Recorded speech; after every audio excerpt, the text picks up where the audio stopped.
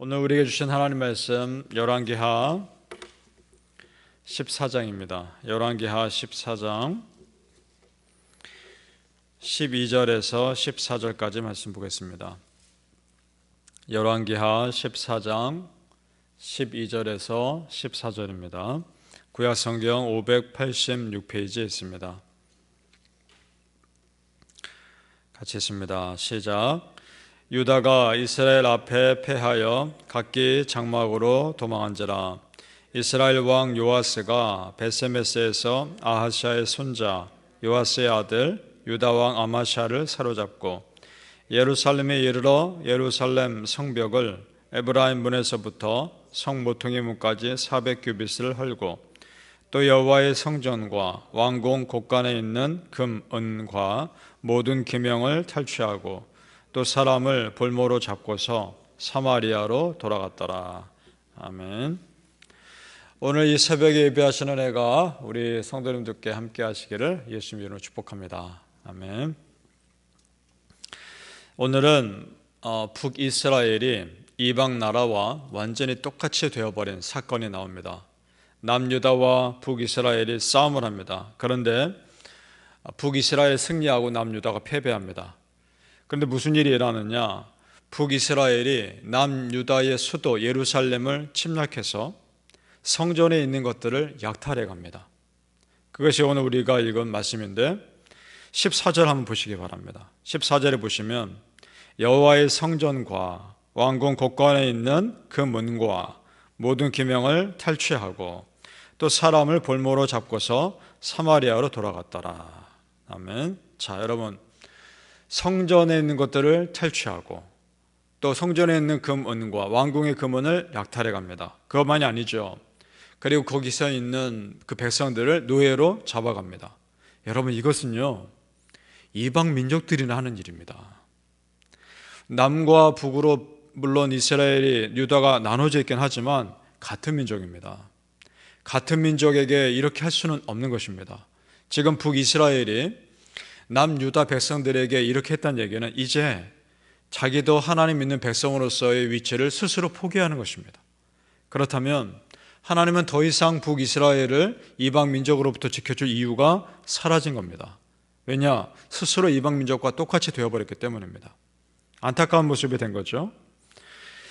여러분, 이것을 보면서 이런 생각이 듭니다. 처음 마음과 처음 믿음을 끝까지 간직한다는 것이 참 쉬운 일이 아니구나, 이런 생각이 듭니다. 이스라엘 백성들도 처음에 똑같은 하나님 믿는 백성으로 시작한 같은 민족 아니었습니까? 그러나 그 민족의 정체성을 끝까지 유지하기가 쉽지 않았던 거죠. 사람이 시간이 지나면서 교만해질 수도 있고 또 반대로 시간이 지나면서 낙심하고 영적으로 침체돼서 믿음을 잃어버릴 수도 있고, 사람이 10년 전이나 지금이나 똑같이 한결같을 수 있다면 그 사람은 참 존경받아 마땅합니다. 여러분 어떠십니까? 주변에 그런 분들 계십니까? 그리고 다른 사람들이 여러분을 보면 어떻게 생각하실까요? 아, 저분은 참 한결같은 믿음의 사람이다라고 말할 수 있을까요? 오늘 이 새벽 예배 마치고 나서 오늘 하루 우리가 돌아보면서 나는 10년 동안, 앞으로 또 10년 동안 어떻게 살아왔고 어떻게 살아갈 것인가, 스스로를 한번 우리가 생각해 보는 시간 가졌으면 좋겠습니다. 바라기는 여러분 한결 같으시기를 축복합니다. 요한계시록에 보면 에베소 교회에 책망하시는 하나님 말씀이 나옵니다. 우리 다 아시는 말씀인데 이런 내용이 있죠. 요한계시록 2장 5절에 그러므로 어디서 떨어진 것을 생각하고 회개하여 처음 행위를 가지라.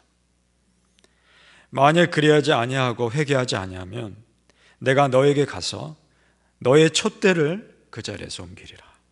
아멘. 두려운 말씀이죠. 하나님께서 그래서 북이스라엘 여로보암 왕에게 처음에 축복하셨던 거 여러분 기억하십니까? 네가 말씀대로만 살면 다윗에게 하셨던 것과 같은 똑같은 축복을 하셨습니다. 그런데 지금 이제는 그 모든 사명 감당하지 못하는 그 모습 보고서 촛대를 옮기신 거죠. 두려운 일입니다. 그래서 북이스라엘이 남유다보다 먼저 멸망합니다. 그리고 그들이 지금 예루살렘 성에 했던 똑같은 일을 이방 민족이 사마리아 성에 침략해서 똑같이 합니다. 약탈당하죠. 바로 우리 성도님들 처음 믿음 회복하시기를 소망합니다. 그리고 여러분에게 맡기신 그 사명의 촛대가 절대로 옮겨지는 일이 없기를 바랍니다. 상황에 따라 변하는 사람과 달리 우리 하나님 한결같으십니다. 변하지 않으십니다. 믿습니까? 그 변하지 않으시고 한결같으신 하나님의 은혜가 우리를 흘러 덮으셨기 때문에 지금 우리가 이 자리에 있는 줄 믿습니다. 그 하나님의 한결같으심을 말씀하는 성경이 참 여러 군데 나오는데 시편 102편에 이런 말씀이 있습니다. 102편 26절 27절 천지는 없어지려니와 주는 영존하시겠고 그것들은 다 옷같이 낡으리니 의복같이 바뀌시면 바뀌려니와 주는 한결같으시고 주의 연대는 무궁하리이다. 아멘. 히브리서 13장 8절 예수 그리스도는 어제나 오늘이나 영원토록 동일하시니라. 아멘. 어제나 오늘이나 동일하신 그 하나님이 한결같이 우리를 용서하시고 또 회복시켜 주시는 은혜로 우리가 지금 이 자리까지 있는 줄로 믿습니다. 얼마나 감사한지 모르겠습니다. 조금 잘못하고 실수하면 우리를 포기하셨다면 지금 이 자리에 남아있을 사람 누가 있을까요? 다 품어주셨기에 우리가 여기까지 믿음의 생활할 수 있는 줄로 믿습니다. 그저 다 은혜입니다. 우리 성도님들 우리 꾸준한 믿음의 삶 살아갑시다. 그것이 축복입니다. 언제나 꾸준히 믿음의 자리 지키는 사람이야말로 영적인 실력자들입니다. 왜냐? 그렇게 하기가 쉽지 않기 때문입니다. 우리를 낙심하게 하는 일들이 얼마나 많습니까? 우리 믿음을 떨어뜨리는 영적인 도전들이 얼마나 많습니까? 그럼에도 끝까지 지킨다는 것 대단한 겁니다. 여러분 한번 상상해 보세요. 바다 위에 거대한 화물선이 가는 모습을 한번 상상해 보십시오. 우리가 보기엔 그 화물선이 너무나 큰 화물선이 천천히 가는 것처럼 보이죠. 그런데 그 바다 밑에 배 뒤를 보면 스크루가 있지 않습니까? 스크루가 정신없이 돕니다. 그래야 그 배가 천천히 꾸준히 가는 겁니다. 무슨 말이냐? 우리가 믿음의 생활 꾸준히 할 수 있어야 된다는 것은, 할 수 있는 것은 보이지 않는 애씀과 보이지 않는 노력이 있어야 한다는 것입니다. 그래야 10년, 20년, 30년 평생을 꾸준하게 가는 것입니다. 결코 쉬운 것이 아닙니다. 그러나 그 믿음의 사람 위에 꾸준한 하나님의 은혜 반드시 임하리라 믿습니다. 사랑하는 성도님들, 누가 여러분을 생각하면 그분은 항상 그 자리에 계신 분, 그런 믿음의 자리에 항상 머무실 수 있기를 예수님의 이름으로 축복합니다. 하나님 백성으로서의 정체성을 다 잃어버린 북이스라엘, 참 우리 하나님 그래도 불쌍히 여겨주십니다. 이스라엘 왕의 잘해서가 아닙니다. 그저 베푸시는 은혜입니다. 우리 말씀 보죠. 26절에서 27절입니다. 오늘 말씀 본문 14장 26절에서 27절 같이 천천히 읽어보겠습니다. 이는 여호와께서 이스라엘의 고난이 심하여 매인자도 없고 노인자도 없고 이스라엘을 도울 자도 없음을 보셨고 하나님께서 또 이스라엘의 이름을 천하에서 없이 하겠다고도 아니하셨으므로 요아스의 아들 여로보암의 손으로 구원하심이었더라. 아멘. 요아스의 아들 여로보암의 손으로, 이 요아스가 남유다 예루살렘 성 침략해서 약탈해간 그 왕입니다. 그리고 지금 그 아들 여로보암 우상숭배자입니다. 그럼에도 여러분, 그럼에도 이스라엘 불쌍히 여겨주셨습니다. 전적인 하나님의 은혜입니다. 우리 같으면은 어떻습니까? 전혀 도와주고 싶은 마음 없죠. 그런데도 하나님은 도와주십니다. 그 불쌍히 여겨주심이 은혜입니다. 하나님 믿는 자나 하나님 안 믿는 자나 오해하는 것이 있습니다. 기독교에 대해서 우리 하나님의 불쌍히 여겨주심에 대해서 오해합니다. 이렇게 생각하는 거죠. 나는 그렇게 불쌍하지 않은데, 나는 잘 살고 있고 나는 아무 문제 없는데 내가 왜 불쌍히 여김 받아야 되는가? 그렇게 생각하는 사람들이 있더라고요. 그런데 여러분, 이것은 하나님의 은혜를 모르는 사람의 전형적인 모습입니다. 하나님 은혜 알면, 하나님의 은혜가 어떤 것인지 알면 그렇게 말 못합니다. 하나님의 불쌍히 여김을 받는 것이 은혜입니다.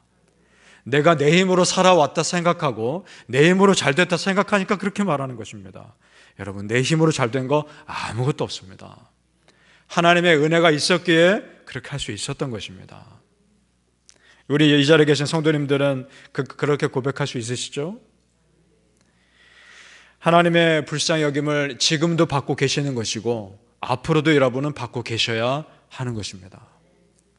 시편 103편 13절에서 14절 말씀, 아버지가 자식을 긍휼히 여김같이 여호와께서는 자기를 경외하는 자를 긍휼히 여기시나니 이는 그가 우리의 체제를 아시며 우리가 단지 먼지뿐임을 기억하심이로다. 아멘. 우리는 먼지 같은 존재입니다. 먼지 같은 존재인 나를 붙드시는 은혜가 있었던 겁니다. 이리 흔들리고 저리 흔들리고 쉽사리 흔들릴 수 있는 먼지 같은 나를 중심 잡아 붙들어 주시는 하나님의 불쌍히 여기심이 있었던 겁니다. 사랑하는 성도님들, 언제나 한결같으신 우리 아버지 하나님의 긍휼하심이 여러분의 삶에 항상 머무시길, 임하시길 예수님의 이름으로 축복합니다. 아멘. 기도하겠습니다. 아버지 하나님, 은혜를 감사합니다. 우리 성도님들 불쌍히 여겨 주시옵소서. 그리고 아버지 하나님의 불쌍히 여김 받는 것이 은혜임을 깨닫습니다. 아버지 하나님, 기꺼이 그 은혜 감사히 받겠습니다. 평생토록 우리를 붙잡아 주시옵소서. 그리고 10년 전이나 지금이나 한결같게 하시고 지금이나 10년 후나 한결같게 하여 주옵소서.